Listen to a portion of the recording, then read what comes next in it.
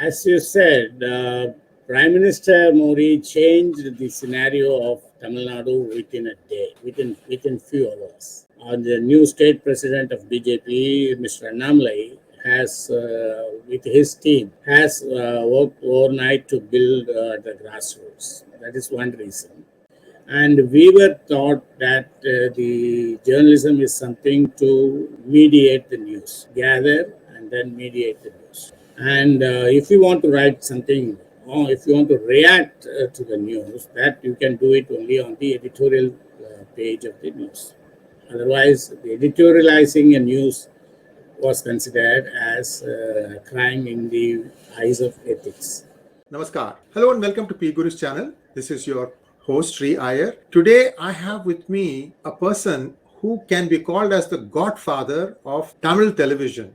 He was one of the founders of Sun TV, but before that he has worked in BBC Tamil for several years, and his one name that is universally known among journalism, media, or any kind of printed material in Tamil Nadu. Nobody will say that they don't know this person. His name is Narayanan, but he's well known as Maalan. Maalan ji, namaskaram and welcome to PGurus channel. Namaskar. I'm glad to be with you. Let us go ahead now. So, viewers, if you are shocked about the way the MSM is owned by one political party in Tamil Nadu today, but things weren't like this. When Sun TV started, Sun was a pioneer, by the way. When Sun TV started, it was very professionally run. It had the same kind of quality that NDTV had. I'm talking about the early days of television. And Sri Maalan had a very big role to play in it. From there, of course, he has since then parted company. And we are going to talk about Sun TV, his experiences growing that is as part of this conversation. But the most important thing that I want our viewers to understand from Sri Maalan, who has been observing Tamil Nadu politics for a long time, there is something different about the visit of our Prime Minister Narendra Modi on the 26th of this month. And it has done something that has not happened before. Perhaps afterwards, we may look back and say that there was a tectonic shift in the politics of Tamil Nadu on that day. And to understand why I'm saying all these things, I'd like to hear from someone who has looked at Tamil Nadu politics for a very long time. Maalan ji, your impressions on how you felt this particular visit of Sri Narendra Modi was. You know, previous visit used to be faced with go back Modi, and this time people lined up. I mean, it was a sea change. It's not easy to do something like that. So whoever did it, and it mostly people, it comes from within that they want to see their prime minister. So your thoughts, sir, and then we can take it from there, and I'll have a few more questions for you. As you said, Prime Minister Modi changed the scenario of Tamil Nadu within a day, within few hours. In Tamil Nadu, if you analyze the support for Modi government, there are it can be classified into 3-4 layers. There are Modi admirers who admire Modi for what he is doing, and they are not core BJPians. And there are 𝙒𝙗𝙖𝙦𝙤𝙤𝙤𝙤 and 𝙒𝙗𝗀𝗰𝘀𝘀 people who are admiring Modi for he being a BJP person.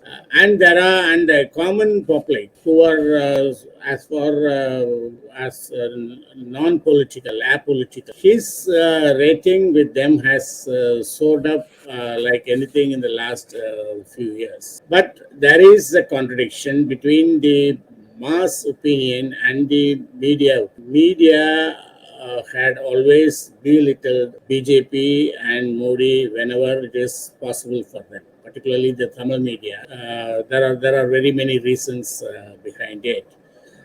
Most of the Tamil channels were owned by political parties, and the journalists have come from a background of Dravidian and left politics. So they were, as much as possible, they were trying to belittle the BJP and the Modi. In fact, it was one might have heard many times in Tamil television channels describing BJP as a party who has got votes lesser than Nota. That was few years back. That was 3-4 years back. But now things have turned around. And the support for Modi and BJP is enhancing day by day for two reasons. One is Tamil Nadu BJP has started organizing themselves at the grassroots. The new president, or the new state president of BJP, Mr. Annamalai, has, with his team, has worked overnight to build the grassroots. That is one reason. Second reason is with the arrival of DMK at power, the situation is polarizing into Hindu and non-Hindu because DMK has a history of anti-Hindu sentiments. So this has all helped. And when Modi arrives here after quite a long time, for the first time after DMK coming into power, naturally there were a lot of expectations among the people, the media, and many others on what he's going to say and how he's going to react. The reception that was given to him by BJP and by the public was very exciting to see a lot of people thronging on to the streets to greet him. And the best part of it is he stopped his convoy. He got on from the car and waved hands to them. And this has triggered more enthusiasm with the people. During his speech, and when he concluded the speech, he raised slogans like Bharat Mata Ki Jai and Vande Mataram. And it was responded by the audience in a very thunderous. This is very important because when the governor made a speech, when the governor made his address in the assembly, no sooner the government was formed, he concluded his speech with the word Jai Hind. But the DMK rulers, they have censored it. They have edited it out when they carried the Tamil version. They thought the word Hind means Hindustan, which is a country of Hindus. Probably that's what they thought, but they didn't realize the history behind the word Jai Hind and why the so-called secular people were also using it. For example, Indira Gandhi used to conclude all her meetings with the slogan Jai Hind. So when Modi did this, DMK got stunned for the response. It got it from the people. And Modi spoke very positively on the meeting, not blaming anyone, not blaming any language, not blaming any region or religion. He was talking about the values of Tamil culture. He was talking about the contribution of Tamils to the India's development. And he was talking about the rich legacy of the Tamil land. That impressed the people a lot. And then he also talked about the neighbors, Sri Lanka. And he did it very, very nicely, very softly, but very diplomatically too, to answer what all has been said by DMK so far. DMK has been saying that center is having a prejudice against Tamil Nadu. They are not helping Tamil Nadu, this, that, and all. But Modi disbanded all those claims by inaugurating 31,000 crore worth projects for Tamil Nadu, 11 projects, and almost all of them are infrastructure projects, which are going to help the economy of Tamil Nadu in a very big way. So he has really stole the show. And naturally, there were I quote, expected reactions from the media, saying that Stalin spoke well, Stalin put forth all the demands of the Tamil Nadu and all. And the Tamil Nadu state president, Mr. Annamalai, he gave it back in a very nice way, in a very, very outspoken way.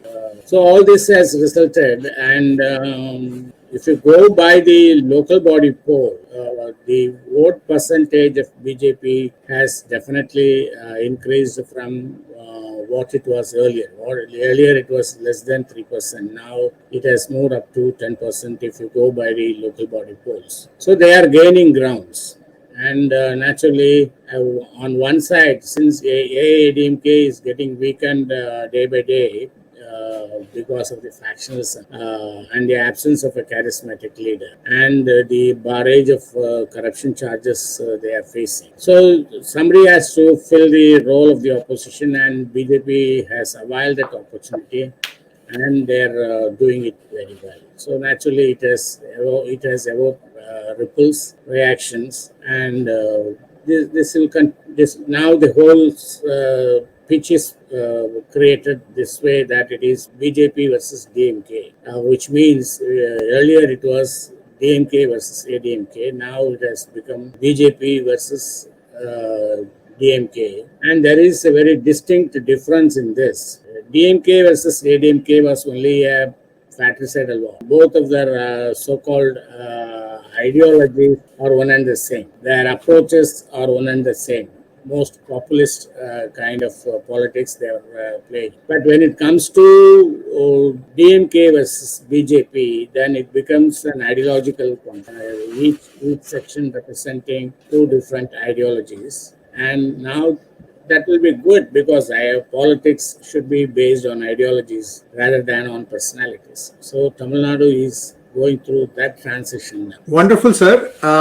This is a very, very interesting turn that the politics in Tamil Nadu has taken. Maalanji, I want to take you back to the time when you were with BBC. Perhaps you can, today's BBC is a sea change, 180 degrees different from what perhaps BBC was when you were covering it. And I'll give you a simple example, sir. I think it was 31st October 1984 or 30th November 1984. Indira Gandhi is shot. The All India Radio is not saying that she's dead. And everybody had tuned in to BBC because BBC had already started talking about her legacy, who's the next person in line, and so on and so forth. So the whole world knew that India has lost its prime minister, except India. So perhaps you can, go back to the time when you were in BBC Tamil, and then after that, how do you transition into television medium? And you founded Sun TV, one of the founders. So perhaps you can walk us through that part of your journey. Our viewers are thirsty to know more about you. Some of them may know about you, but I want someone as distinguished as yourself to be known as throughout the world. PGurus has a very international reach. So, sir, take it away. I'm basically a print journalist. I was the one who launched the Tamil edition of the India Today in 1989. And my association with BBC was not as a staff, but I was presenting monthly newsletter every month for over 10 years. That was a kind of a news roundup that is happening around Tamil Nadu and India. BBC had very lofty ideals as far as ethics are concerned, and it has always tried to give both sides of it. And most of the time, they were, I would like to say, they were new. But with the arrival of television, things have started changing, and particularly with the civil war that was happening at Sri Lanka, the perspectives have started changing. Their dictum which says bad news is good for television. Good news is no good for television, but bad news is good for television. So naturally, they want to present a critical picture of what is happening. What television did is, television was able to give the news almost instantaneously. Print, you have to wait for a day. For radio, you have to wait for a particular hour. But whereas the television news channels, they were breaking news as and when it happens. So there is no point in giving the news a little later, but it is worth to give an analysis on the news, which the television channels were lacking. That was the whole thing. And so the radio as a medium got suppressed when televisions, particularly the language televisions, what they call as vernacular televisions, have taken roots in various parts of India. So this was happening. Print was not affected that much with the arrival of television at that time. Later on, it has happened to the print as well, because the print habit is something very personal. You read a newspaper keeping it yourself, and it was a kind of a one-to-one reaction. Whereas in case of a television, you are switching it on in a drawing room and people are around. They are watching the news along with you. They are commenting it to you. There were conversations between you and the person who was sitting to you. Sometimes the conversation between you and the television, though television can't hear it. So the communication pattern has changed. Communication has become one-to-many in television, from one-to-one. So the print was not affected much earlier. Much in the early days of television. But whereas radio got affected. Well, the launching of Sun News channel was is really a great experience, because at that time when Tamil channels, Tamil private channels were launched, it was perceived that television is an extension of the cinema. Cinema plays a very great role, a very impact role in the Tamil culture. And for a generation, music is not the Carnatic or classical music, but the music is film music. The visual appreciation is not the traditional painting, but a film clip. And a story writer is a writer who writes stories for film. A lyricist is considered as a poet. So the impact of cinema on the Tamil's life is very great. So when televisions arrived, they were behaving as if they are extensions of cinema. They thought they can bring films into your home, and they have got nothing more to do. But as a news person, as a journalist, I was telling my friends at Sun TV that you should look into this genre of news channels. In 1991, during the elections, that was the first time Doordarshan decided to live cast the results. I was doing it in Tamil, and Mr. Panarai was doing it in English, and Mr. Dua was doing it in Hindi. And after a few years, Sun Television was started, and they were primarily focusing on entertainment, that is cinema and game shows and soaps. So when I put forth to them the idea of news channel, the early reaction was they were a little amused. They were wondering what is there to present for all the 24 hours. Then we developed a model, and then we launched that first in Tamil. That was the first one in the Indian languages other than Hindi. Then we expanded it to the other South Indian languages. Then the brand has become, a brand came to know as Sun Network rather than Sun TV. As far as that is a very great experience, in the sense you are transforming something, not just your readers but also your journalists, into a visual medium. So they were very comfortable with words. A good sub-editor in a newspaper can write at least 6 columns a day. But whereas you are asking him to write as briefly as he can, because people are not going to read it, but they are going to hear it, and the retention power of listening to something is comparatively less than the cognitive power of reading a newspaper. And then news channels are primarily visual driven. There was a scope for drama in that, but whereas the print, they are driven by the text, and the drama is very much limited in that. So it was you have to change the whole concept of dealing with the news, with your readers, with your listeners. And in fact, I remember the very first day when we launched the news channel, I received calls from listeners saying that, sir, the bulletin that went half an hour earlier is now getting repeated. Is there something wrong with the technical part of it? So they didn't know that, because they are familiar with the kind of film that runs for 3 hours, or a soap that runs for every half an hour. So from there it started, and there were some technical challenges, because you cannot keep recording it on tapes, magnetic tapes, because it would become difficult to insert anything in between. So we switched over to recording it digitally using computers.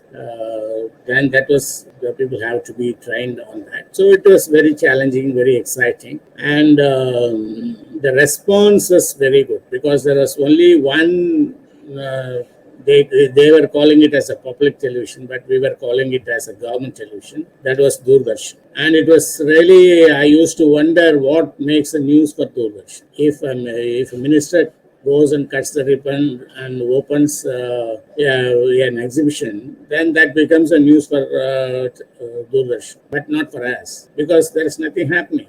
He's just simply opening, and he's repeating the platitudes that they used to do it in every meeting. And we said we will not do it. And then we introduced a lot of other techniques like paradubbing and voiceovers. In Doordarshan, the news reader or the newscaster, he or she used to read over the visual. So it was received very well, because they were getting something new other than politically speaking. There was not much of pressure from the owners, though they belonged to the DMK family, for two reasons. One is, it was my point of view that you cannot run a news channel on political lines, because the revenue for the news channels comes from the advertisements, and an advertiser would love to advertise his product in a neutral medium, because if it is one-sided medium, the other side will switch over to something else. They won't see the ads. So we have to keep the channel neutral,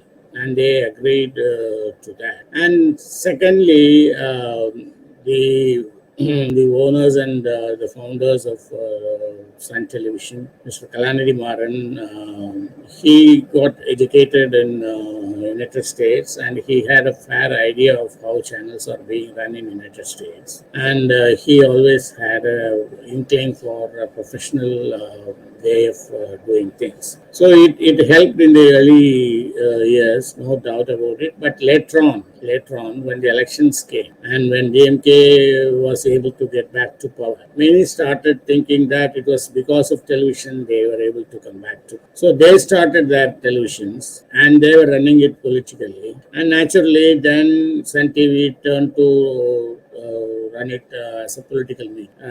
It is something like that, a newspaper like Dinamani or Indian Express becoming Murasu. So naturally, it lost its relevance. And my last assignment was with 𝙒𝙧𝙤𝙪. I was Director of Planning and Development. We revived back the neutral television concept, and that made that gave 𝙒𝙧𝙤𝙪 a roaring success. And we also availed the technologies, because technology has gone a long way between 2000 and 2010. So we availed all the modern things in the technology.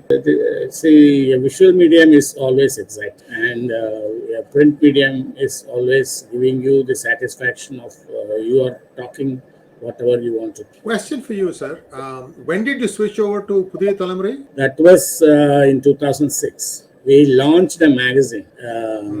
We launched a print magazine called 𝙒𝙧𝙤𝙪, and that was a different magazine, because it was believed that there are 6 engines that drive a print magazine in Tamil. That is normally politics, cinema, crime, jyosia, astrology, and gossip, fiction. So we decided to drop all these 6 engines and a magazine can still be run without these 6 engines, and we were very successful. And 𝙒𝙧𝙤𝙪 magazine was the #1 magazine among the youth, according to the Indian Leadership Survey. Since the brand name was very popular, they decided to keep the same name for television as well. If you look at the Tamil television history, the name of the channel used to be very small: Sun TV, KTV,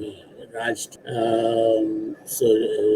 Jaya TV. So this is very very small one word title they use. But we decided since the name of the magazine is the brand, it has become a brand, and since it has become a popular brand, we decided to retain the same name for the television as well. It was a little long name, and people were wondering whether to keep such a long name would be good, or it would be better to change it into 2G television, second generation television, or Gen X television, new gen television. All kinds of names were suggested, but we decided to stick on to Pudhiya Thalamarai because it was a popular brand at that time. So you started with Pudhiya Thalamarai TV in 2006. How long were you there? I was there till 2016. 16. Because why I ask this question is today Pudhiya Thalamarai television was launched somewhere around 2010. 10. Okay, so 6 years you were there. But today, if you take a look at Pudhiya Thalamarai, I don't see it different from anybody else. It looks like DMK has got control of just about every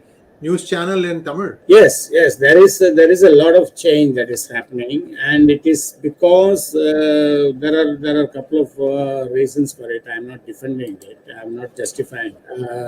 The quality of journalism in Tamil and the quality of the journalists in Tamil has changed dramatically. And in my time, we were all trained. I did my masters in journalism at University of Florida, and we were taught that the journalism is something to mediate the news, gather and then mediate the news. And if you want to write something, or if you want to react to the news, that you can do it only on the editorial page of the news. Otherwise, the editorializing a news was considered as a crime in the eyes of ethics. And then we were also grew up with certain values that news journalists are not prosecutors. Journalists are there to elucidate information and share it with their readers, making them to think about it so that they can make their own conclusions of what's happening. You are not a tutor to teach them the worldview, and you are not a politician to take a certain aspects of politics to them. You are only a mediator. The very term media itself, if you look into any media has no characters of its own. Water is a medium. Water, you can add anything. You can add sugar into the water and make it a syrup, or you can add a chili powder into the water and make it a sauce. So it is what you add into the medium that changes the quality and the quality of the medium. Air is a medium. Air has no qualities, physical qualities of its own. Like that, media means you are bound to stay neutral. If you want to take sides, please do, but not at the news side, but at the views. There are editorial pages, there are features, there are columns, there are question answers. So you can always give your, and if you want to do it more, go for a magazine, do a magazinization rather than running a newspaper. But unfortunately, these values are not taken up by the next gen, because now no television is a medium. All the televisions are a product. So when it is a product, then you are bound by the market compulsions, market expectations, market competitions, and you have to position a product in a market. You have to sustain the market for the product, and then you have to make profits out of it. So from medium, now it has turned into a product, and that's a tragedy, but that is inevitable, it seems. In your opinion, how many Tamil TV channels are profitable today? No, not many of them. And most of them are running. There are two ways of looking at it. One is making profits. Other one making profits in terms of monetary money, in terms of monetization. The other one is the intangible profits that you get. That is, you won't be in the limelight if there is no television. The people who are appearing on television, particularly some of the low-level and middle-level politicians, they will not find a space in any other medium. In print, they will be given a small 10 centimeter space in page 10, and their statements won't carry.